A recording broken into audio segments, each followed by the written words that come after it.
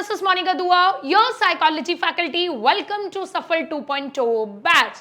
So guys, finally आज जो है हमारी साइकोलॉजी की फर्स्ट क्लास है।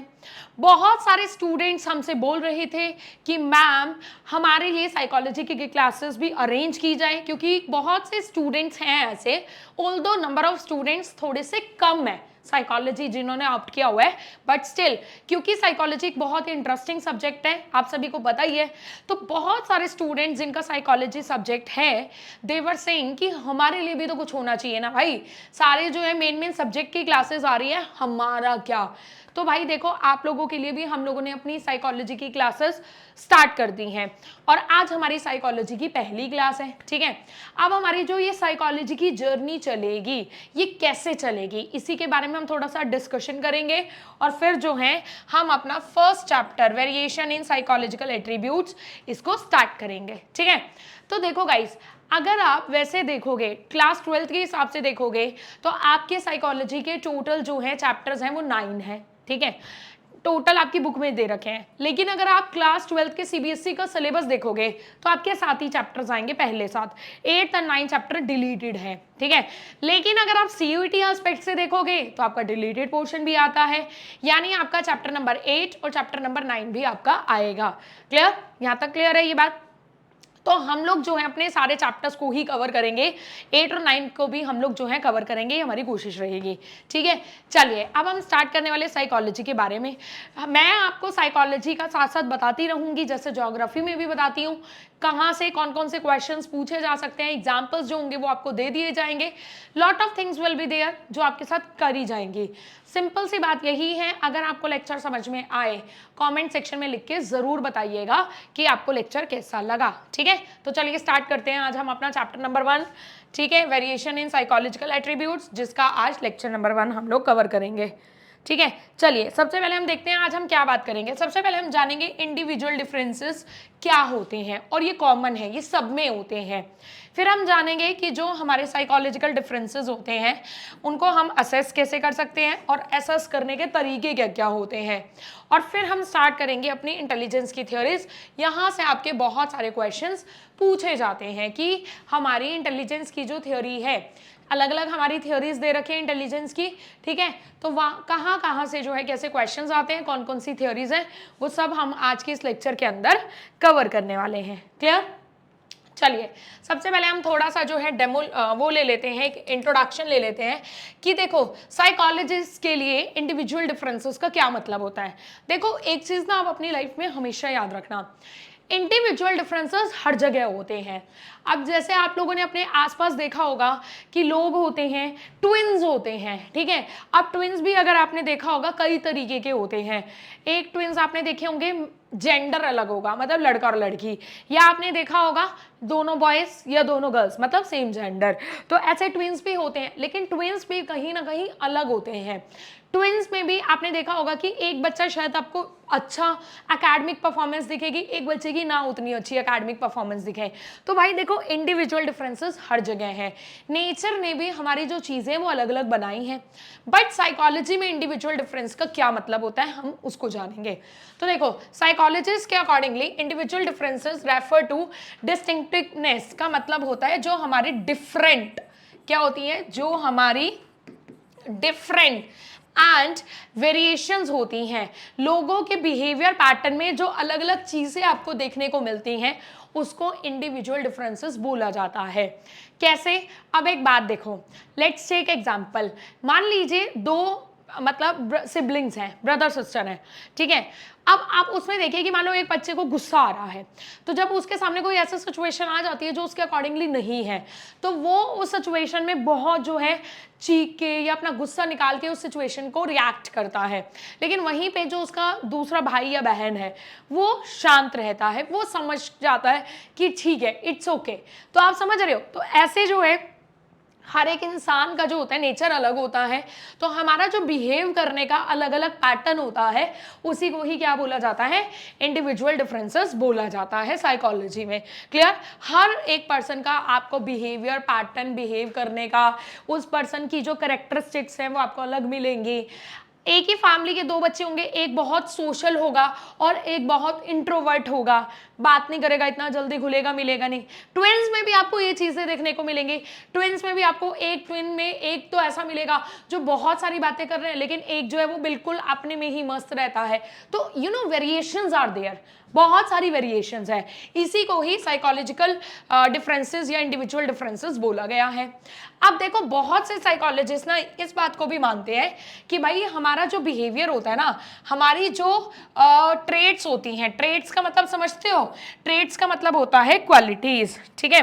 ट्रेट का मतलब क्या होता है? क्वालिटी, ठीक है। ट्रेट का मतलब क्या होता है? क्वालिटी। कि हमारा जो बिहेवियर होता है ना वो हमारी क्वालिटी के ऊपर डिपेंड करता है। हमारी लाइफ की जैसे क्वालिटी होगी हमारा बिहेवियर वैसा ही होगा। जबकि कुछ साइकोलॉजिस्ट का मानना ये है कि भैया हमारा जो बिहेवियर होता है ना वो सिचुएशन के अकॉर्डिंगली जो होता है चेंज होता है, ठीक है। समझ आ रही है बात? अब सिचुएशन के अकॉर्डिंग कैसे चेंज होता है, इसको हम एक एग्जाम्पल ले सकते हैं। कैसे ले सकते हैं एग्जाम्पल? जैसे फॉर एग्जाम्पल एक बच्चा है, बहुत नोटोरियस है, बहुत नॉटी है, बहुत ज्यादा बातें करता है, एक्टिव, हाइपर एक्टिव है, टिक कर नहीं बैठता क्लास में। लेकिन अगर मैम ने बोल दिया कि अभी ये सीरियस मोड है, अगर कोई भी बच्चा क्लास में जरा से भी बात करेगा तो उसको पनिशमेंट मिलेगी, लेट्स टेक, ठीक है। तो ऐसे में आप उस सिचुएशन में चाहे वो बच्चा कितना भी नोटी क्यों ना हो, उस टाइम पर वो चुप करके बैठ जाएगा। तो इसका मतलब वैसे तो उसका बिहेवियर क्या है, उसके बिहेवियर में नोटीनेस है, हाइपर एक्टिवनेस है, लेकिन जब ऐसी पर्टिकुलर कोई सिचुएशन आ गई तो उस टाइम पर वो वैसा रिएक्ट नहीं करेगा। तो उसके इस बिहेवियर को क्या बोला जाएगा? उसके इस बिहेवियर को सिचुएशनिज्म बोला जाएगा। तो कुछ साइकोलॉजिस्ट का मानना यह है कि भैया कुछ इंसान नॉर्मली जो उनका बिहेवियर है उसी के मतलब जो भी उनकी पर्सनालिटी में जो भी क्वालिटीज हैं उसके अकॉर्डिंग बिहेव करते हैं।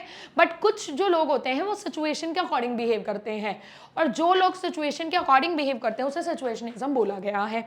समझ आ रही बात? कि एक इंसान की जो सिचुएशन, एक इंसान का जो बिहेवियर होता है वो उसकी सिचुएशन से इन्फ्लुएंस होता है, प्रभावित होता है। क्लियर? चलिए आगे बढ़ते हैं। अब बात ये आती है कि हमारे अंदर बहुत सारे साइकोलॉजिकल एट्रीब्यूट्स हैं। इंटरेस्ट, एप्टीट्यूड हो गया, पर्सनालिटी हो गया, ये सारे हमारे, मोटिवेशन हो गया, ये एटीट्यूड हो गया, ये सब हमारे साइकोलॉजिकल एट्रीब्यूट्स हैं। अब हम इसका असेसमेंट कैसे कर सकते हैं? तो अगर आपको किसी भी इंसान के साइकोलॉजिकल एट्रीब्यूट को समझना है तो सबसे पहले आपको क्या करना पड़ेगा? उसका असेसमेंट करना पड़ेगा, ठीक है। अब असेसमेंट का मतलब क्या होता है? साइकोलॉजिकल एट्रीब्यूट्स को मेजर करना, साइकोलॉजिकल एट्रीब्यूट्स को मेजर करना और उसको फिर मेजर करके उसको इवैल्यूएट करना, ठीक है। समझ आ रही है बात? अब देखो साइकोलॉजिकल जो हमारे एट्रीब्यूट्स होते हैं ना, हम उसको जैसे नॉर्मल चीजों की तरह मेजर नहीं कर सकते। 1 सेंटीमीटर, 2 सेंटीमीटर, 1 किलो, 2 किलो, ऐसे मेजर हम नहीं कर सकते हैं। तो असेसमेंट के अलग अलग जो होते हैं तरीके होते हैं जो हमारी साइकोलॉजी में दिए गए हैं, जिनके बारे में अभी आप आगे पढ़ोगे। तो असेसमेंट का मतलब बेसिकली यही होता है, ठीक है, आकलन करना कि एक इंसान के अंदर जो है किस साइकोलॉजिकल जो एट्रीब्यूट्स है उनका मेजरमेंट करना, और फिर ये देखना कि उसके अंदर वो साइकोलॉजिकल जो एट्रीब्यूट है उसका लेवल कितना है, उसको इवैल्यूएट करना। और उसके इवैल्यूएशन के लिए हम अलग अलग मल्टीपल मेथड्स जो होते हैं वो यूज करते हैं, ठीक है। अब जब हम किसी भी इंसान के साइकोलॉजिकल एट्रीब्यूट्स को मेजर करते हैं तो वो असेसमेंट हमारा फॉर्मल भी हो सकता है और इनफॉर्मल भी हो सकता है। तो यहाँ पे आप ये बात ध्यान रखना कि असेसमेंट जो होगा, ठीक है, असेसमेंट जो होगा वो हमारा फॉर्मल भी हो सकता है और इनफॉर्मल भी हो सकता है। अब फॉर्मल और इनफॉर्मल में क्या डिफरेंस होता है? तो आपको अगर याद होगा तो आप बचपन में जब क्लास 9th या 10th में थे तो आप फॉर्मल और इनफॉर्मल लेटर लिखा करते थे, ठीक है। आप क्या करते थे? ठीक है, फॉर्मल या इनफॉर्मल लेटर जो है वो लिखा करते थे, ठीक है। तो फॉर्मल में क्या होता था? आपको सारी फॉर्मेलिटीज करनी पड़ती हैं, ठीक है। इनफॉर्मल होता है उसमें आपको कोई पर्टिकुलर को फॉर्मेलिटीज फॉलो नहीं करनी पड़ती हैं। तो असेसमेंट भी ऐसे ही 2 ही तरीके का होता है, एक होता है फॉर्मल और एक होता है इनफॉर्मल। यहाँ तक क्लियर हो गया? ठीक है। अब फॉर्मल जो असेसमेंट होता है वो ऑब्जेक्टिव होगा, स्टैंडर्डाइज होगा और ऑर्गेनाइज होगा। फॉर्मल जो आपका होगा वो क्या होगा? ऑब्जेक्टिव होगा। ऑब्जेक्टिव का मतलब होता है कि उसके पीछे कोई लक्ष्य होगा, वो अगर किया जा रहा है तो वो पर्टिकुलरली ऑब्जेक्टिव होगा, ठीक है। स्टैंडर्डाइज होगा मतलब पर्टिकुलर कुछ स्टैंडर्ड, कुछ नॉर्म्स फॉलो किए जाएंगे, ठीक है। स्टैंडर्डाइज का मतलब क्या होता है? पर्टिकुलर कुछ नॉर्म्स, कुछ स्टैंडर्ड जो होंगे वो फॉलो किए जाएंगे। और वो आपका ऑर्गेनाइज होगा, पर्टिकुलर एक तरीके से होगा, अनइवन तरीके से नहीं होगा, प्रॉपर जो होगा स्टेप बाय स्टेप वो फॉलो किया जाएगा। क्लियर? ठीक है। जबकि आपका इनफॉर्मल असेसमेंट होता है वो केस टू केस वेरी करता है, ठीक है, और इसी वजह से ये क्या होता है, सब्जेक्टिव होता है। मतलब आपका जो इनफॉर्मल असेसमेंट होता है, एक तो देखो उसमें कोई पर्टिकुलर रूल्स रेगुलेशन फॉलो नहीं होते। तो मान लो किसी पर्सन का, लेट्स टेक एग्जांपल, मान लीजिए हम एक सिचुएशन ले लेते हैं, हमें ये देखना है कि एक पर्सन है, एक लड़का है जिसका नाम है हरीश।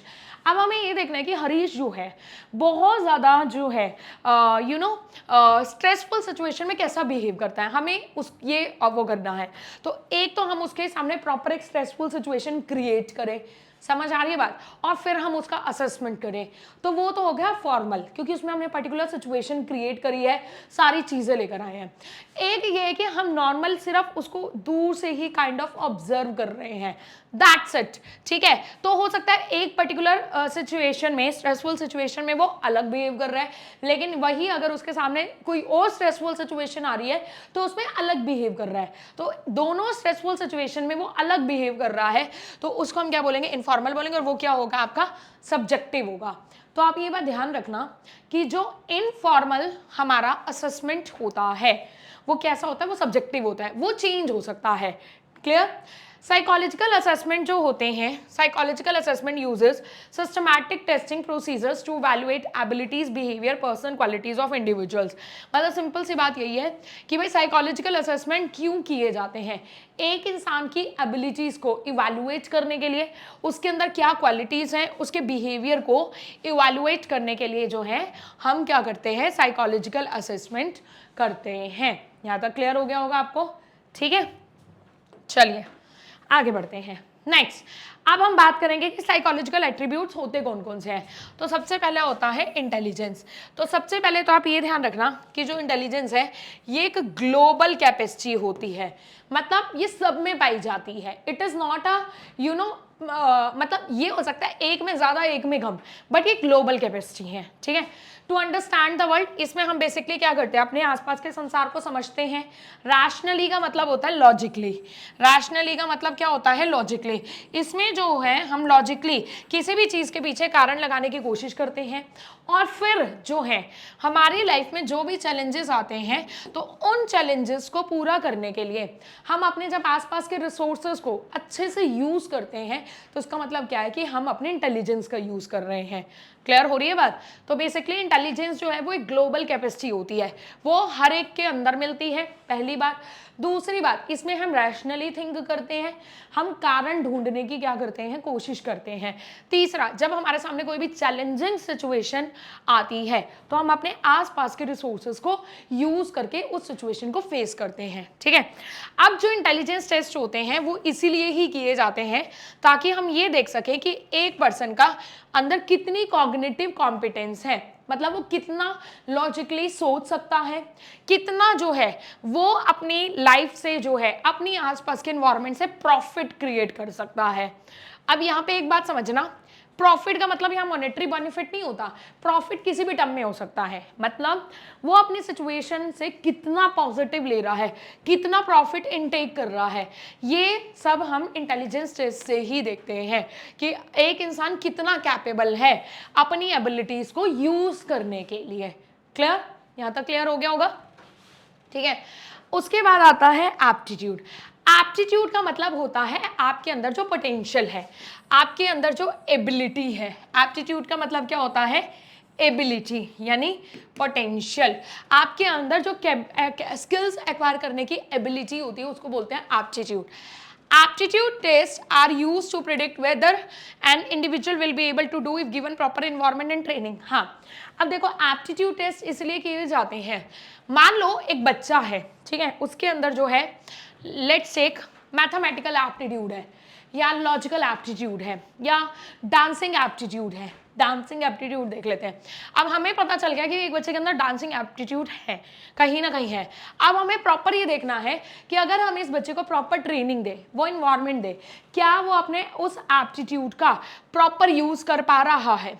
और अगर वो यूज कर पा रहा है तो हम उससे फिर ये भी देख सकते हैं कि हाँ आगे जाके बच्चा जो है एक अच्छा डांसर बन सकता है।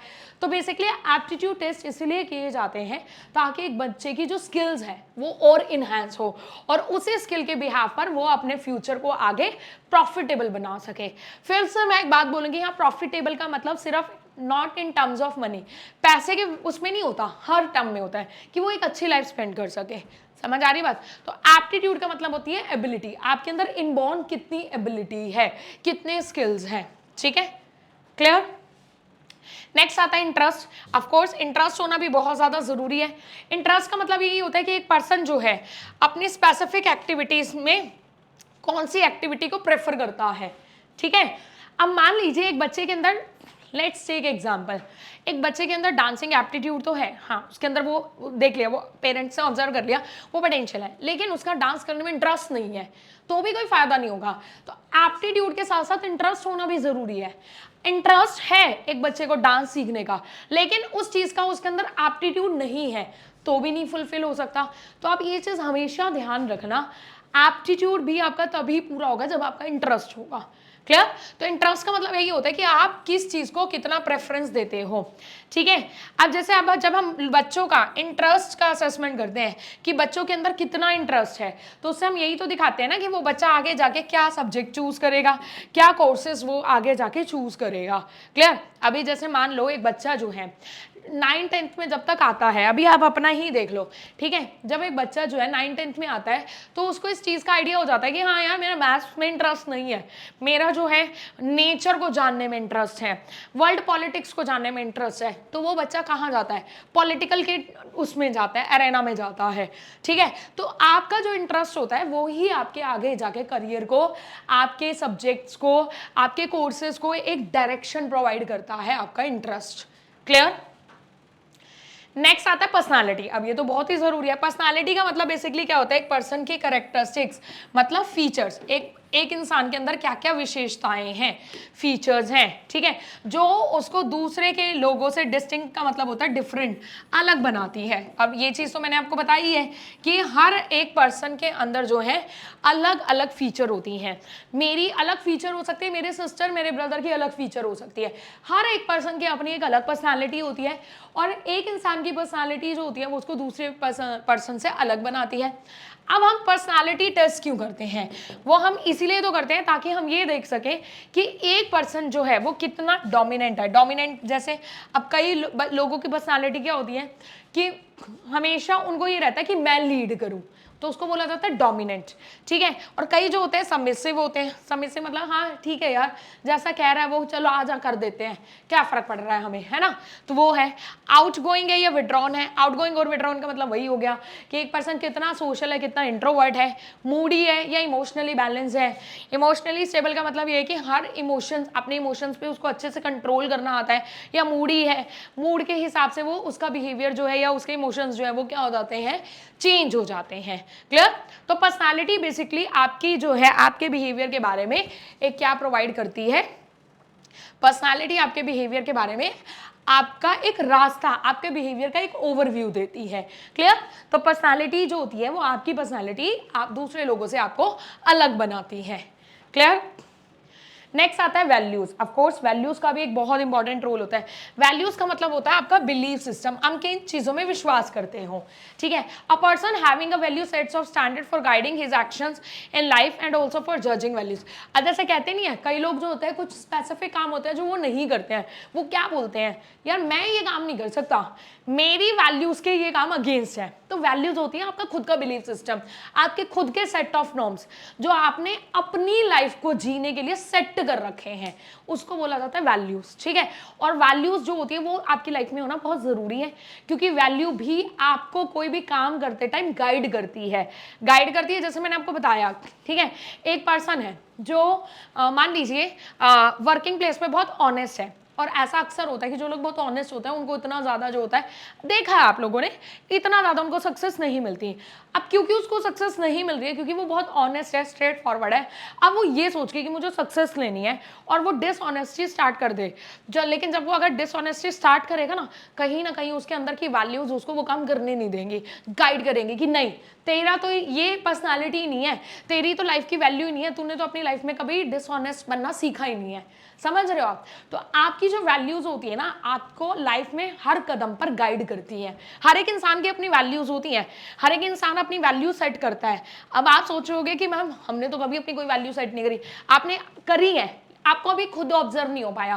धीरे धीरे जब आप बड़े हो गए और थोड़े से बड़े हो गए, ठीक है, अपने आप को और एनालिसिस करोगे, तब आपको समझ में आएगा कि कुछ सर्टेन चीजें हैं जो आप कर ही नहीं सकते हो, मतलब कर ही सकते हैं इन द सेंस कुछ ऐसी चीजें जो आपकी वैल्यूज आपको अलाउड ही नहीं करती है। कहते हैं ना यार मैं ये काम नहीं कर सकता, मेरी कंसाइंस अलाउड नहीं करती, वो कंसाइंस आपकी वैल्यूज ही तो होती हैं, है ना, जो आपके अनकॉन्शियस माइंड में चल रही होती है, जो आपने ऑटोमेटिकली अपने लिए एक स्टैंडर्ड सेट कर लिया है। क्लियर? ठीक है। नेक्स्ट अब हम बात करेंगे असेसमेंट मेथड्स की। अभी तक हमने क्या जाना? अभी तक हमने ये जाना है कि हर एक पर्सन की लाइफ में इंडिविजुअल डिफरेंसेस होते हैं, हमने ये जान लिया। हमने ये भी जान लिया कि एक इंसान के अंदर कौन कौन से साइकोलॉजिकल एट्रीब्यूट हो सकते हैं। हमने जाना इंटरेस्ट हो सकता है, एप्टीट्यूड हो सकता है, इंटेलिजेंस हो सकता है, पर्सनालिटी हो सकता है, वैल्यूज हो सकते हैं। अब बात आती है इनको असेसमेंट करने के तरीके क्या होते हैं, कौन कौन से इसके मैथड्स होते हैं, तरीके होते हैं। क्लियर? चलिए, psychological test is an objective and standardised measure of an individual mental और बिहेवियर। देखो असेसमेंट करने का सबसे पहला होता है साइकोलॉजिकल टेस्ट। अब देखो जो साइकोलॉजिकल टेस्ट होते हैं ना, अब आपने देखा ही होगा जितने भी अभी हमने पढ़े साइकोलॉजिकल एप्टीट्यूड्स ही पढ़े हैं, सॉरी एट्रीब्यूट्स ही पढ़े हैं। तो जो साइकोलॉजिकल टेस्ट होते हैं ना, पहले तो आप ये ध्यान रखना ये ऑब्जेक्टिव होते हैं। क्लियर? ये इनके पीछे कोई ना कोई कारण होता है, प्लस स्टैंडर्डाइज होते हैं। स्टैंडर्डाइज का मतलब आप समझते हो, एक प्रॉपर ये प्रोसीजर स्टैंडर्ड फॉलो करते हैं और इससे हम किसी भी इंसान के मेंटल या बिहेवियर फीचर्स का पता लगाते हैं। मतलब एक इंसान के कॉग्निटिव का या उसका क्या बिहेवियर है उसके बारे में हम पता लगाते हैं। ठीक है। दूसरा आता है इंटरव्यू। इंटरव्यू में हम क्या करते हैं, एक पर्सन से बात करके 1 to 1 बात करके उसके बारे में इंफॉर्मेशन निकालते हैं। वो भी क्या होता है, असेसमेंट का एक तरीका होता है। ठीक है, समझ आ रही है ना बात? जैसे आप जो लाइफ में, अब आपने एक बात नोटिस करी होगी, जैसे जब बहुत सारे लोग जो होते हैं कुछ अपनी लाइफ में अचीव कर लेते हैं तो उनके इंटरव्यूज लिए जाते हैं। वो इंटरव्यूज इसीलिए लिए जाते हैं ताकि वो उनकी पर्सनालिटी के बारे में या फिर उनके साइकोलॉजिकल एट्रीब्यूट्स के बारे में दुनिया को बता सकें और लोग उनसे इंस्पायर होकर कुछ सीख सकें। ठीक है, तो इंटरव्यू का मतलब क्या होता है, 1 to 1 जब हम इस तरीके से कम्युनिकेशन करते हैं और उससे हम जो है इंफॉर्मेशन निकालने की कोशिश करते हैं, तो एक तरीके से हम उसका असेसमेंट कर रहे होते हैं। क्लियर? नेक्स्ट आता है केस स्टडी। केस स्टडी क्या होता है, ये इन डेप्थ स्टडी होती है। इसमें जो होता है बेसिकली आप किसी भी पर्सन की साइकोलॉजिकल हिस्ट्री, उसका कैसा इन्वायरमेंट रहा है, ठीक है, उसके बारे में जानने की कोशिश करते हो। जैसे लेट्स टेक एग्जांपल, आपको स्कूल में बोला गया कि आपको जो है महात्मा गांधी के ऊपर पूरा केस स्टडी तैयार करके आनी है। तो आपने क्या किया, उनके बर्थ के बारे में जाना, आपने जाना कि वो कैसे इन्वायरमेंट में रहे। ठीक है, जब वो बाहर गए, अब्रॉड गए, इंग्लैंड गए अपनी स्टडी करने के लिए, तब उन्होंने वहाँ पे किस किस वैल्यूज़ को अपनी फॉलो हमेशा किया है। तो इस तरीके से जब आप उनके बारे में पूरा एक तैयार करते हो, पूरा एक केस तैयार करते हो, तो आप तो एक तरीके से आप उस पर्सन का असेसमेंट कर रहे हो। तो केस स्टडी भी क्या होता है, असेसमेंट करने का तरीका होता है, जिसमें हम एक पर्सन के अलग अलग साइकोलॉजिकल एट्रीब्यूट्स के बारे में जानने की कोशिश करते हैं। समझ आ रही है बात?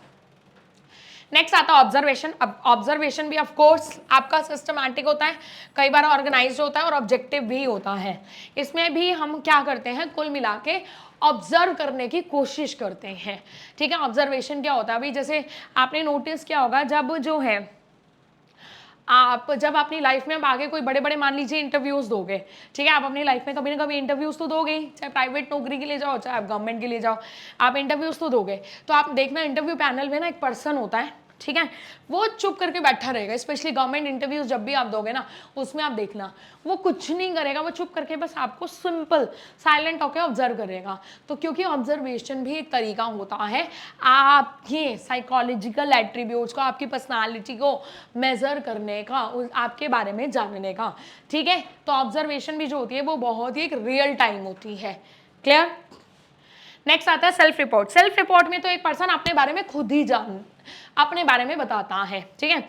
जैसे मान लीजिए जब अब इसका जैसे आप जब अपने बारे में फॉर्म भरते हो, समझ रहे हो, आप कोई भी जॉब अप्लाई करने के लिए, जब आप कोई जॉब अप्लाई करते हो तो आपको एक फॉर्म दिया जाता है उस कंपनी की साइट पे, पर्टिकुलर एक फॉर्म होता है जो आपको भरना होता है, जिसमें आपके बारे में आप फैक्चुअल इन्फॉर्मेशन प्रोवाइड करते हो। तो वो भी उसको क्या बोलते हैं, उसको बोलते हैं सेल्फ रिपोर्ट, ठीक है। तो उसमें आप अपने ओपिनियन के बारे में बता रहे होते हो, ठीक है, कहीं ना, क्योंकि 2-3 क्वेश्चन उसमें ऐसे होते हैं कि why do you want to join this company, तो वो आपका ओपिनियन ही तो होता है ना, ठीक है। तो वो भी एक असेसमेंट का क्या होता है, एक तरीका होता है। तो सेल्फ रिपोर्ट भी क्या होता है, आपके असेसमेंट का एक तरीका होता है। क्लियर? अब हम जानने वाले हैं इंटेलिजेंस के बारे में कि बेसिकली इंटेलिजेंस क्या होती है। अगर हम ऑक्सफोर्ड डिक्शनरी की डेफिनेशन देखें, जो कि बहुत इंपॉर्टेंट है, तो ऑक्सफोर्ड डिक्शनरी ने इंटेलिजेंस में 3 चीजें मानी है। एक है परसीविंग, एक है लर्निंग, एक है अंडरस्टैंडिंग और एक है नोइंग, ठीक है। मतलब जब एक इंसान जो है परसीव करने को, किसी चीज को देखकर उसको समझने की, उसको लर्न करने की, उसके बारे में जानने की कोशिश करता है, तो इसका मतलब वो इंटेलिजेंस, अपनी इंटेलिजेंस कैपेबिलिटी को यूज कर रहा है। समझ आ रही है बात? तो ऑक्सफोर्ड डिक्शनरी ने इन 4 वर्ड्स को यूज किया है, आप ध्यान रखना, आपसे पेपर में पूछा जा सकता है। According to Oxford dictionary which 4 key features are there in intelligence, कि कौन सी 4 चीजें एक पर्सन को इंटेलिजेंट बनाती हैं। तो अगर एक पर्सन परसीव कर पा रहा है, लर्न कर पा रहा है, अंडरस्टैंड कर पा रहा है और जानने की कोशिश कर रहा है, तो इसका मतलब यह है कि वो पर्सन इंटेलिजेंट है। अब सबसे पहले आप ध्यान रखना, एल्फ्रेड बी ने सबसे पहले ऐसे साइकोलॉजिस्ट थे जिसने इंटेलिजेंस के ऊपर काम किया था। ये क्वेश्चन पूछा जाता है, ये भी बहुत इंपॉर्टेंट है। ये पूछा जाता है कि कौन से साइकोलॉजिस्ट ने सबसे पहले जो है इंटेलिजेंस के ऊपर काम किया था। तो किसने काम किया था? एल्फ्रेड बिने ने। उसने बोला था कि इंटेलिजेंस जो होती है, जब आप दूसरों को अच्छे से जज कर पाते हो, जब आप दूसरों को अच्छे से समझ पाते हो और जब आप जो है उस चीज़ के पीछे कारण दे पाते हो, ठीक है। तो इसका मतलब ये है कि आप जो है इंटेलिजेंस, अपने इंटेलिजेंस का यूज़ कर रहे हो। मतलब जब मैं किसी चीज़ को अच्छे से जज कर पा रही हूँ, समझ पा रही हूँ और उस चीज़ के पीछे कारण भी देने की कोशिश कर पा रही हूँ, कारण ढूंढने की कोशिश कर पा रही हूँ, तो इसका मतलब मैं अपने इंटेलिजेंस का यूज़ कर रही हूँ। क्लियर? उसके बाद आया वेस्लर। अब वेस्लर ने क्या बोला? वेस्लर ने बोला, वेस्लर के इंटेलिजेंस टेस्ट भी काफ़ी यूज़ होते हैं। उन्होंने बोला कि इंटेलिजेंस जो होती है ना, वो एक इंसान की फंक्शनैलिटी होती है, कि एक इंसान कितना फंक्शनल है, कितना काम कर पा रहा है, ठीक है। उन्होंने बोला वेस्लर ने, ठीक है।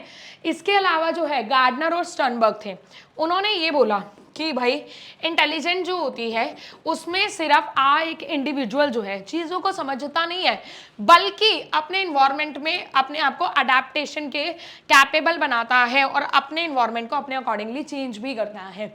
मतलब मान लीजिए एक पर्सन ने ये देखा कि भैया मेरे जो है इन्वायरमेंट में ये चीज़ें हो रही है, इसके पीछे ये कारण है, तो मैंने अपनी इंटेलिजेंस का यूज़ किया। लेकिन जब उसके बाद ये करने के बाद मैं अपने इन्वायरमेंट में चेंज करने की कोशिश कर रही हूँ, उसको चेंज मॉडिफाई करने की कोशिश कर रही हूँ, तो इसका मतलब क्या है कि मैं इंटेलिजेंस, अपनी कौन सी कैपेबिलिटी को यूज़ कर रही हूँ? इंटेलिजेंस लेवल को यूज़ कर रही हूँ। समझ आ रही है बात? तो गार्डनर और स्टर्नबर्ग कहते हैं कि एक इंसान जब अपने आप को अपने वातावरण के अकॉर्डिंग ढालने की कोशिश कर रहा है ना, तो इसका मतलब वो अपने इंटेलिजेंस को यूज कर रहा है। क्लियर? चलिए अब हम बात करते हैं थ्योरीज ऑफ इंटेलिजेंस की। अब जो हमारी इंटेलिजेंस की थ्योरीज होती हैं वो दो बेसिस पर डिवाइडेड होती है। एक तो होती है साइकोमेट्रिक या स्ट्रक्चरल अप्रोच और एक होती है इंफॉर्मेशन प्रोसेसिंग अप्रोच। अब ये दोनों क्या होती हैं इसको समझते हैं। सबसे पहले हम बात करते हैं साइकोमेट्रिक अप्रोच। साइकोमेट्रिक अप्रोच में इंटेलिजेंस को एक एग्रीगेट माना गया है। एग्रीगेट का मतलब होता है सम, एडिशन, ठीक है। एग्रीगेट का मतलब क्या होता है? सम एडिशन। मतलब इंटेलिजेंस ऑन एंड ऑल एक है, सारी क्वालिटीज को, सारी एबिलिटीज के सम को इंटेलिजेंस बोला गया है। इसमें बोला गया है कि एक इंसान की जो परफॉर्मेंस होती है, जब हम एक इंसान की परफॉर्मेंस को एक सिंगल इंडेक्स पर हम लोग क्या करते हैं? इवैल्यूएट करते हैं, तो मतलब उसको वो कह रहे हैं कि ये इंटेलिजेंस होती है। मतलब इसमें जो है इंटेलिजेंस सारी कैपेबिलिटीज को मिला के, ठीक है, सारी कैपेबिलिटीज को मिला के जब एक इंसान कोई काम कर पा रहा है, तो इसका मतलब वो अपनी इंटेलिजेंस को यूज कर रहा है। तो इसमें इंटेलिजेंस को सिंगल माना गया है, ठीक है, सारी कैपेबिलिटीज का सम माना गया है। क्लियर? जबकि इंफॉर्मेशन प्रोसेसिंग अप्रोच में ये देखा जाता है कि एक इंसान जो है किस तरीके से अपना रीजन कर पा रहा है, ठीक है, किस तरीके से प्रॉब्लम सॉल्व कर पा रहा है, ठीक है। मतलब कुल मिला के ये देखता है कि एक पर्सन जो है कितना इंटेलिजेंटली बिहेव करता है। तो इसमें इंफॉर्मेशन प्रोसेसिंग में क्या होता है एक इंसान अपनी प्रॉब्लम को सॉल्व करने के लिए जो स्टेप फॉलो करता है, स्टेप बाय स्टेप जो फॉलो करता है, तो इसका मतलब वो इंफॉर्मेशन प्रोसेसिंग अप्रोच है। और एक इंसान ने जब अपनी सारी एबिलिटीज को यूज किया तो वो क्या कहलाएगी, वो आपकी स्ट्रक्चरल या आपकी साइकोमेट्रिक अप्रोच कहलाएगी। अब हम पढ़ते हैं साइकोमेट्रिक अप्रोच के बारे में, जिसमें सबसे पहले आता है बिने। बिने ने भी तो देखो यही कहा है ना कि भाई आपकी जो इंटेलिजेंस होती है वो बेसिकली क्या होती है। बिन्ने ने भी तो यही बोला है ना कि जब एक इंसान जो है अपने इन्वायरमेंट की हर प्रॉब्लम को सॉल्व करने की कोशिश करता है तो इसका मतलब वो इंटेलिजेंस को यूज कर रहा है। उसके इस इंटेलिजेंस थ्योरी को वन फैक्टर थ्योरी बोला गया है। ये क्वेश्चन यहाँ से आता है, मैं तुम्हें पहले ही बता दूँ, CUET 2023 में, CUET 2022 में यहाँ से बहुत सारे क्वेश्चन पूछे गए, ये थ्योरी किसने दी है, ये वो थ्योरी किसने दी है। तो आपसे पूछेगा यूनी वन फैक्टर थ्योरी किसने दी है, एल्फ्रेड बिने ने दी है। समझ आ रही है बात, क्लियर। उसके बाद आया 1927 में चार्ल्स स्पीयरमैन। इसने बोला कि जो थ्योरी होती है ना ये एक दो फैक्टर थ्योरी है, ठीक है। मतलब एक इंसान के अंदर ना दो तरीके के फैक्टर होते हैं, एक होता है जनरल फैक्टर और एक होता है स्पेशल फैक्टर। जनरल फैक्टर जो होते हैं वो सब में जनरल होते हैं, कॉमन होते हैं, ठीक है। चार्ल्स स्पीयरमैन ने क्या बोला है, अकॉर्डिंग टू चार्ल्स स्पीयरमैन, ठीक है, एक इंसान के अंदर इंटेलिजेंस में कितने फैक्टर होते हैं। एक इंसान के अंदर इंटेलिजेंस के दो फैक्टर होते हैं, एक होता है जी फैक्टर और एक होता है एस फैक्टर। जी फैक्टर जो होता है वो कॉमन होता है, जो सब में मिलेगा, ठीक है। और एस फैक्टर जो होता है वो क्या होता है, स्पेसिफिक होता है, जो सब में नहीं मिलेगा, किसी किसी में मिलेगा, ठीक है। जैसे एक इंसान के अंदर गाने की जो कैपेबिलिटी है तो वो उसकी स्पेसिफिक कैपेबिलिटी वह कहलाएगी। जनरल जो कैपेबिलिटी होती है वो होता है रीजन करवाना, अब कारण ढूंढना या कारण पता लगाने की कोशिश करना, ये तो सभी के अंदर होती है, लेकिन गाना गाने की कैपेबिलिटी सब में नहीं होती है ना। तो गाना गाना जो है वो स्पेसिफिक फैक्टर में आएगा और जी फैक्टर जो होता है वो कॉमन होता है, वो सब में होता है, क्लियर, ठीक है। ये स्पीयरमैन ने बोला है। उसके बाद हम बढ़ते हैं, स्पीयरमैन की थ्योरी के बाद आया लुईस थर्स्टन। अब लुईस थर्स्टन ने क्या बोला, लुईस थर्स्टन ने बोला कि जो इंटेलिजेंस होती है ना आपकी मेंटल एबिलिटीज होती हैं, प्राइमरी मेंटल एबिलिटीज होती हैं, कि जो इंटेलिजेंस होती है वो 7 चीज़ों से मिलकर बनती है। थर्स्टन बोलता है कि इंटेलिजेंस जो होती है वो कितने चीज़ों से मिलकर बनती है, 7 चीज़ों से मिलकर बनती हैं, ठीक है। कौन कौन सी, पहली होती है वर्बल कॉम्प्रीहेंशन, मतलब एक इंसान जो है वर्ड्स को अच्छे से याद कर रहा है, अपने वोकैब सेक्शन को स्ट्रॉन्ग कर रहा है, तो उसके अंदर उसका मतलब उसके अंदर वर्बल इंटेलिजेंस है। फिर उसने बोला न्यूमेरिकल एबिलिटीज, एक इंसान अच्छे से कैलकुलेशन कर पा रहा है, ठीक है, न्यूमेरिकल एक्यूरेसी है, तो उसका मतलब उसके अंदर न्यूमेरिकल इंटेलिजेंस है। फिर बोला उसने स्पेशल रिलेशन, स्पेशल रिलेशन का मतलब होता है स्पेस, मतलब जब एक पर्सन जो है पैटर्न बना पा रहा है, ठीक है, पैटर्न जैसे बना पा रहा है, फॉर्म्स बना पा रहा है, तो इसका मतलब वो पर्सन जो है उसके अंदर स्पेशल इंटेलिजेंस है, क्लियर। फिर बोला गया परसेप्चुअल स्पीड। परसेप्चुअल स्पीड होती है किसी भी चीज को कंसीव करने की जो पावर होती है उसको बोला जाता है। मतलब जैसे आपने देखा होगा कई लोगों को बड़ी जल्दी ग्रैस्प हो जाता है, कोई भी चीज़ समझाओ फटाक से वो परसीव कर लेते हैं, तो इसका मतलब उसके अंदर परसेप्चुअल स्पीड इंटेलिजेंस है। फिर वर्ड फ्लुएंसी, मतलब वो वर्ड्स को कितना ज़्यादा फ्लैक्सिबल और फ्लुएंट तरीके से यूज़ कर पा रहा है, वो मेमोरी में आ गया, चीज़ों को रिकॉल कर पाना, कितना जल्दी वो चीज़ों को रिटेन कर लेता है, वो तो स्पीड हो गया, कितने लॉन्ग टाइम तक वो उस चीज़ को अपने दिमाग में रख पाता है, वो मेमोरी हो गया। फिर आता है इंडक्टिव रीजनिंग। इंडक्टिव रीजनिंग होता है जब एक इंसान जो है चीज़ों के पीछे कारण ढूंढने की कोशिश करता है, इसमें बेसिकली आपकी रीजनिंग आ जाती है सारी। तो अगर एक इंसान जो है चीज़ों के पीछे, मतलब जैसे मान लो एक इंसान को हमने ये दिया, ठीक है, अब उससे ये दिया तो उसने बोला कि हाँ भाई यहाँ 10 आएगा और यहाँ क्या आएगा 12 आएगा, तो इसका मतलब वो अपने इंडक्टिव रीजनिंग का यूज कर पा रहा है। तो मतलब जब वो फैक्ट्स के पीछे कारण निकालने की कोशिश करता है तो इसका मतलब वो अपनी इंडक्टिव रीजनिंग का यूज कर रहा है, यानी वो अपनी इंटेलिजेंस का यूज कर रहा है, ठीक है, समझ आ रही बात। तो थर्स्टन ने बोला है कि एक इंसान की इंटेलिजेंस 7 चीज़ों से मिलकर बनती है और ये 7 अलग अलग हो सकती है, किसी के अंदर वर्बल एबिलिटी हो सकती है तो किसी के अंदर न्यूमेरिकल एबिलिटी हो सकती है, समझ आ रही बात। चलिए नेक्स्ट आता है आर्थर जेनसन। आर्थर जेनसन ने बोला कि हायरार्कियल मॉडल ऑफ इंटेलिजेंस। इसने बोला इंटेलिजेंस के 2 लेवल होते हैं, लेवल 1 लेवल 2। देखो ये ध्यान रखना, इसने क्या बोला, लेवल 1 जो होती है एसोसिएटिव लर्निंग होती है। एसोसिएटिव लर्निंग होती है जब जो होता है इनपुट इज मोर और less similar to the output, मतलब आपका इनपुट और आउटपुट जो होता है वो बराबर होता है। मतलब जब आप एक बच्चे को जो सिखा रहे हो और वो सिर्फ उतना ही सीख रहा है, तो इसका मतलब वो अपनी लेवल 1 इंटेलिजेंस को यूज कर रहा है। जैसे स्टार्टिंग में जब बच्चा स्कूल जाता है तो उसको टेबल्स की रट्टाफिकेशन सिखाई जाती है, आपको पता है, रोट लर्निंग सिखाई जाती है, बेटा 1 2 3 4 5, ठीक है, और टेबल सिखाई जाती है 2 4 6 8। तो इसका मतलब जो आप उसको सिखा रहे हो वो सिर्फ उतना ही सीख रहा है, तो मतलब उसके अंदर लेवल 1 इंटेलिजेंस है। लेवल 2 इंटेलिजेंस होती है कॉग्निटिव कॉम्पिटेंस, मतलब जब एक इंसान किसी भी चीज के पीछे दिमाग लगा के कारण ढूंढने की, अपनी और स्किल्स का यूज करके, ठीक है, अपनी लॉजिकल स्किल्स का यूज करके आउटपुट ज्यादा निकालता है, ठीक है, आउटपुट जो है वो क्या निकालता है, ज्यादा निकालता है एज कंपेयर टू इनपुट, जितना उसको समझाया गया है। तो इसका मतलब वो अपने लेवल 2 को यूज कर रहा है। जैसे आपने देखा होगा जब आप क्लास 6 में जाते हो, साइंस में आपके पीछे या सोशल में आपके पीछे चैप्टर के पीछे हॉट्स दे रखे होते हैं, HOTS, high order thinking skill question दे रखे होते हैं, वो लेवल 2 होता है। सॉरी, वो लेवल क्या होता है, 2 होता है आपका। समझ आ रही बात? तो लेवल 1 की रीजनिंग इंटेलिजेंस जो होती है वो इनिशियल स्टेज पर होती है, धीरे धीरे बच्चा लेवल 2 की तरफ बढ़ता है। क्लियर? फिर आता है गिलफर्ड। गिलफर्ड ने स्ट्रक्चर ऑफ इंटेलेक्ट मॉडल दिया है। इसने बोला है कि एक इंसान की जो इंटेलिजेंस होती है वो 3 चीजों से मिलकर बनती है, operation, content and products. Operations क्या होता है, ऑपरेशन का मतलब होता है एक जो रिस्पोंडेंट है जो वो कर रहा है उसको ऑपरेशन बोलेंगे। कंटेंट मतलब जो उसको कंटेंट दिया जा रहा है, और करने के बाद जो फाइनल प्रोडक्ट निकल रहा है उसको क्या बोलेंगे, प्रोडक्ट बोलेंगे। समझ आ रही बात? मतलब जेपी गिलफर्ड ने कहा है कि एक इंसान की जो इंटेलिजेंस होती है वो 3 चीज़ों से मिलकर बनती है। एक इंसान इंटेलिजेंट किसी भी प्रॉब्लम को सॉल्व करने के लिए 3 स्टेप फॉलो करता है, कंटेंट, ऑपरेशन और प्रोडक्ट।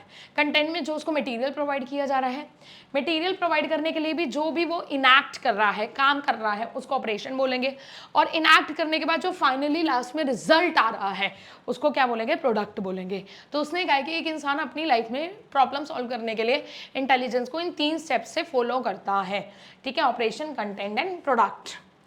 समझ आ रही बात? उसके बाद आता है गार्डनर। गार्डनर ने कौन सी थ्योरी दी है, थ्योरी ऑफ मल्टीपल इंटेलिजेंस। अब ये थ्योरी ऑफ मल्टीपल इंटेलिजेंस ही बहुत इंपॉर्टेंट है, ये भी आपसे पेपर में पूछा जाता है। उन्होंने बोला कि इंटेलिजेंस एक सिंगल नहीं होती है, इंटेलिजेंस कई तरीके की होती हैं, और ये जो इंटेलिजेंस होती है वो एक दूसरे से इंडिपेंडेंट होती हैं। जैसे सबसे, ठीक है, और ये गार्डनर ने जैसे बोला इंटरपर्सनल इंटेलिजेंस हो गया, इंट्रापर्सनल इंटेलिजेंस हो गया, ठीक है, और आपकी जो है आप ये कह सकते हो आपकी इंटरपर्सनल हो गया, इंट्रापर्सनल इंटेलिजेंस हो गया, और भी बहुत सारी तरीके की इंटेलिजेंस होती हैं जो गार्डनर ने बोली है। फिर आता है स्टर्नबर्ग। स्टर्नबर्ग ने दिया है ट्रायर्किक थ्योरी ऑफ इंटेलिजेंस। इसने बोला, स्टर्नबर्ग कहता है कि जब आप अपने इन्वायरमेंट में अडाप्ट कर पाते हो, अपने इन्वायरमेंट को चेंज कर पाते हो, और अपने इन्वायरमेंट के चेंज करने के बाद अपने गोल्स को फुलफिल कर पाते हो, तो इसका मतलब आप अपने इंटेलिजेंस को यूज़ कर रहे हो। इसने बोला है कि इंसान जो होता है वो 3 तरीके के इंटेलिजेंस से सीखता है, एक्सपीरियंशियल, कॉम्पोनेंशियल एंड कंटेक्सचुअल। एक्सपीरियंशियल का मतलब क्या होता है, आपको लाइफ में किसी चीज़ का एक्सपीरियंस हुआ, उस एक्सपीरियंस से आपने अपनी लाइफ की आगे किसी प्रॉब्लम को सॉल्व किया, तो इसका मतलब आप अपनी एक्सपीरियंशियल उसको यूज़ कर रहे हो, इंटेलिजेंस को यूज़ कर रहे हो, ठीक है। कंटेक्सचुअल का मतलब होता है सिचुएशनल, ठीक है, जब आप किसी भी प्रॉब्लम को सॉल्व करने के लिए अपने आप को उस सिचुएशन में रख कर देखते हो कि यार अगर मैं उसकी जगह होता तो मैं क्या करता, तो इस तरीके से जब आप अपनी कोई प्रॉब्लम सॉल्व कर पा रहे हो तो इसका मतलब आप अपना कंटेक्सुअल इंटेलिजेंस को यूज कर पा रहे हो। कॉम्पोनेंशियल इंटेलिजेंस में भी उन्होंने स्टेप ही बताए हैं कि जो इंटेलिजेंस होती है वो स्टेप बाय स्टेप चलती है, इसमें भी आपको स्टेप्स फॉलो करने पड़ते हैं। क्लियर? समझ आ रही बात? ठीक है, अच्छा, इसके अलावा एक आया आपका PASS model of intelligence. PASS model of intelligence की अगर मैं बात करूं, ठीक है, पास मॉडल ऑफ इंटेलिजेंस, लेकिन पास में ना आप ध्यान रखना सबसे पहले आता है ए का मतलब होता है अराउजल या अटेंशन। अराउजल या अटेंशन का क्या मतलब होता है, अराउजल का मतलब होता है किसी भी चीज को लेकर अलर्ट हो जाना, ठीक है, किसी भी चीज़ को लेकर अलर्ट हो जाना। इसमें एक जो पर्सन होता है, जब किसी भी चीज़ को लेकर अलर्ट होता है या उसका किसी प्रॉब्लम की तरफ जब ध्यान जाता है, तो फिर उस प्रॉब्लम से रिलेटेड इन्फॉर्मेशन को वो क्या करता है, प्रोसेस करता है। फिर वो करता है साइमल्टेनियस एंड सक्सेसिव प्रोसेसिंग। अब जब उसने उस प्रॉब्लम से रिलेटेड इन्फॉर्मेशन को क्या किया, प्रोसेस किया, तो प्रोसेस करने के बाद जब पर्सन जो है स्टेप बाय स्टेप जो भी काम करेगा उसको साइमल्टेनियस या सक्सेसिव प्रोसेसिंग कहा जाएगा। ठीक है, अब वो स्टेप बाय स्टेप काम करने के लिए वो कुछ ना कुछ जो है बाद में प्लानिंग भी करेगा। ठीक है, क्योंकि ज़रूरी तो नहीं है जिस तरीके से उसने काम किया होगा वो उस काम में सक्सेस हो सकता है वो उसका वो काम पूरा ना हो पाए, उसकी वो प्रॉब्लम सॉल्व ना हो पाए। तो वो क्यों नहीं सॉल्व हुई, क्या कारण रहा, किस वजह से वो अपनी प्रॉब्लम नहीं सॉल्व कर पाया, तो उस चीज़ को लेकर वो क्या करेगा, प्लानिंग करेगा। क्या करेगा, प्लानिंग करेगा। जैसे फॉर एग्जाम्पल मान लीजिए आपकी मैम ने बोला कि इस वीकेंड में मैं आपका टेस्ट लूँगी। ठीक है, तो आपका ध्यान गया कि मैम ने इस वीकेंड पे टेस्ट लेना है, तो ये क्या है, अटेंशन या अराउजल है। ठीक है, फिर आपकी मैम ने बोला कि भाई मैं ना 5 चैप्टर का टेस्ट लूँगी, तब उस 5 चैप्टर की आपने क्या की, प्रिपरेशन करें। ठीक है, क्या करी, प्रिपरेशन करें। तो वो जो आप प्रिपरेशन कर रहे हो वो साइमल्टेनियस या सक्सेसिव कहलाएगा। क्लियर। उसके बाद आपने देखा प्रिपरेशन करने के बाद भी आपके मार्क्स अच्छे नहीं आए, या ये लगा लो आप प्रिपरेशन करने के बाद आपने जो किया था चैप्टर टेस्ट के एक दिन से पहले आपने देखा कि आपके चैप्टर नहीं कवर हो पाए, तो आप क्या करोगे, आप देखोगे कि यार क्या बात होगी कि पूरा हफ्ता हो गया, मैं तो रिवीजन भी करूँ लेकिन फिर भी मेरी रिवीजन पूरी नहीं हो पाई। तो आप अपनी क्या करोगे, आप प्लानिंग करोगे कि अब यार मेरे पास तो सिर्फ एक ही दिन बचा है, इस एक दिन में मैं और क्या कर सकती हूँ बेस्ट तरीके से, तो वो क्या कहलाएगा, आपका प्लानिंग कहलाएगा। तो इस पूरे को बोला जाता है पास मॉडल ऑफ इंटेलिजेंस। तो इसमें एक इंसान सबसे पहले उसका ध्यान किसी प्रॉब्लम की तरफ जाएगा, फिर उस प्रॉब्लम को सॉल्व करने के लिए वो काम करेगा। काम करते करते करते करते जब उसको दिखेगा कि यार मेरी प्रॉब्लम सॉल्व ही नहीं हो पा रही, तब वो प्लानिंग करेगा, देखेगा कि यार मेरी को क्या चेंज करने की नीड है। क्लियर। फिर आप ध्यान रखना, अब हम बात करेंगे intelligence is a interplay of nature and nurture. अब ये बहुत ज़रूरी है, नेचर एंड नर्चर। भाई देखो एक चीज़ ध्यान रखना, इंटेलिजेंस में आपका नेचर मतलब आपका इन्वायरमेंट और नर्चर आपको किस तरीके से पाला गया है, इन दोनों का इंपॉर्टेंट रोल होता है। ठीक है, इंटेलिजेंस में आपके नेचर और नर्चर दोनों का ही इंपॉर्टेंट रोल होता है, आपको किस तरीके से पाला गया है और आपका क्या इन्वायरमेंट है। ठीक है, इन दोनों का इंपॉर्टेंट रोल होता है। जैसे ज़रूरी तो नहीं है ना कि अगर वो कहते नहीं है, ज़रूरी तो नहीं है राजा का बेटा राजा ही होगा, है ना, ऐसा बोला जाता है ना, वो यही है कि वो पैदा तो देखो राजा वाले एटमॉस्फेयर में हुआ, अब क्या पता उसकी ब्रिंगिंग अप कैसी हुई, फिर भी वो बच्चा जो है मान लीजिए वो राजा का बेटा, वो कहते हैं चोर बन गया, तो क्या पता उसकी क्या ब्रिंगिंग अप हुई, है ना। तो आपके इन्वायरमेंट का भी बहुत मैटर होता है। अब जैसे देखो इसमें क्या किया, एक होता है आइडेंटिकल ट्विंस और एक होता है फ्रेटर्नल ट्विंस। तो पहले तो समझना आइडेंटिकल ट्विंस क्या होते हैं। आइडेंटिकल ट्विंस होते हैं वो ट्विंस जो देखने में बिल्कुल सेम, देखो ट्विंस तो दोनों ही देखने में एक जैसे होते हैं, बट आइडेंटिकल ट्विंस में आपके जो होते हैं जेंडर भी सेम होते हैं। क्या होते हैं, आपके जेंडर भी सेम होंगे। मैंने आपको पहले ही बताया था ना कि आपको ट्विंस में दो चीज़ें मिलेंगी, या तो आपको जेंडर अलग मिलेंगे, एक लड़का एक लड़की, या जेंडर से मिलेंगे, दोनों लड़के या दोनों लड़की। तो आइडेंटिकल ट्विंस होते हैं जो जिनका जेंडर भी सेम होता है। तो कह रहा है आइडेंटिकल ट्विंस को ना एक साथ पाला गया, तो क्या देखा गया कि उनकी इंटेलिजेंस 0.90 आई। फिर उनको अलग एनवायरनमेंट में पाला गया, मतलब क्या किया गया, दो आइडेंटिकल ट्विंस थे, मतलब मान लीजिए दोनों भाई थे, तो एक को दूसरा एनवायरनमेंट दिया गया, एक को दूसरा एनवायरनमेंट दिया गया। ट्विंस थे तो माँ बाप तो एक ही हो गए, है ना, समझ आ रही बात, क्लियर। लेकिन दोनों को इन्वायरमेंट अलग अलग दिया गया, तो दोनों की इंटेलिजेंस के बीच में जो रिलेशन आया वो 0.72 का आया। फ्रेटर्नल ट्विंस होते हैं जिसमें आपका जेंडर भी अलग होता है, उनको एक जैसे इन्वायरमेंट में पाला गया तो 0.60 आया। ठीक है, ब्रदर और सिस्टर्स को एक साथ पाला गया तो 0.50 आया। ठीक है, और सिबलिंग्स को अलग अलग कर कर पाला गया अपार्ट, ठीक है, तो 0.25 आया। तो कुल मिला के बात ये कहने की कोशिश की जा रही है कि भाई आपके इन्वायरमेंट का आपके इंटेलिजेंस के ऊपर बहुत रोल होता है। मान लो एक बच्चा था, वो बहुत गरीब घर में पैदा हुआ, गरीब घर में पैदा हुआ, ठीक है। अब देखो जब वो गरीब घर में, एक मान लेते हैं एक बच्चा था, पेरेंट्स इतने ज़्यादा पढ़े लिखे नहीं थे, ठीक है, और वो बच्चा जब पैदा हुआ तो इन्वायरमेंट भी इतना कुछ खास वो नहीं दे पाए मम्मी पापा, फाइनेंशियल बैकअप इतना अच्छा नहीं था। थोड़े टाइम के बाद मम्मी पापा की डेथ हो गई, अब उस बच्चे को गोद ले लिया किसी और पेरेंट्स ने। जब उन्होंने, और जिन पेरेंट्स ने गोद लिया उनका एटमॉस्फेयर बहुत अच्छा था, देवर एजुकेटेड एज वेल, और जो है वो उसका पूरी तरफ ध्यान देते थे। तो अब आप नोटिस करना, वो बच्चा बेशक उसको जो इनिशियल इन्वायरमेंट मिला वो खराब मिला, खराब इन द सेंस कि मतलब अच्छा वो नहीं मिल पाई उसको सुविधाएं, या अच्छा उसको स्कूल नहीं मिला, या जो भी है, लेकिन बाद में जब उसको अच्छा वो मिला तो उसका इंटेलिजेंस कहीं ना कहीं क्या हो जाएगा, चेंज हो जाएगा। तो यही कहने की बात की जा रही है कि भाई इन्वायरमेंट का आपकी इंटेलिजेंस के ऊपर बहुत इंपैक्ट होता है। क्लियर। अब एल्फ्रेड बिने और साइमन ने जो है 1905 में सबसे पहले जो है इंटेलिजेंस को मेजर करने के लिए सबसे पहला अटेम्प्ट किया था। फिर बाद में बिने स्केल को रिवाइज किया गया, ठीक है, और उसके बाद आया कंसेप्ट मेंटल एज का। तो आपसे पूछा जाएगा मेंटल एज का कंसेप्ट कब आया था, 1908 में आया था। फिर उसके बाद 1912 में एक जर्मन साइकोलॉजिस्ट था विलियम स्टर्न, उसने आईक्यू का कॉन्सेप्ट दिया। अब आईक्यू का मतलब क्या होता है, आईक्यू में आप मेंटल एज को आपकी क्रोनोलॉजिकल एज से डिवाइड कर देते हो और 100 से मल्टीप्लाई कर देते हैं। क्रोनोलॉजिकल एज होती है आपकी बायोलॉजिकल एज, जैसे अभी आप मान लीजिए 18 साल के हैं, 17 साल के हैं, वो आपकी क्रोनोलॉजिकल एज है, और मेंटल एज आपकी मेंटल एज होती है जो आपकी दिमागी एज होती है। ठीक है, क्लियर। तो ये आपसे पूछेगा, आईक्यू का फॉर्मूला पूछा जाएगा, किसने दिया है, स्टर्न ने दिया है, कब दिया है, 1912 में दिया है। ठीक है, अब ये जरा एक बार देख लेते हैं, दिस इज इंपॉर्टेंट, एक बार जरा इसको देख लेते हैं।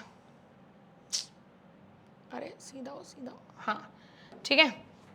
चलिए, अगर आप देख पा रहे होगे, ये देखो ज़्यादातर जो लोग हैं इस एवरेज कैटेगरी में हैं, ठीक है, तो उन्होंने बोला कि जिनका जो है IQ 100 है, आपको ज़्यादातर पॉपुलेशन यही मिलेगी।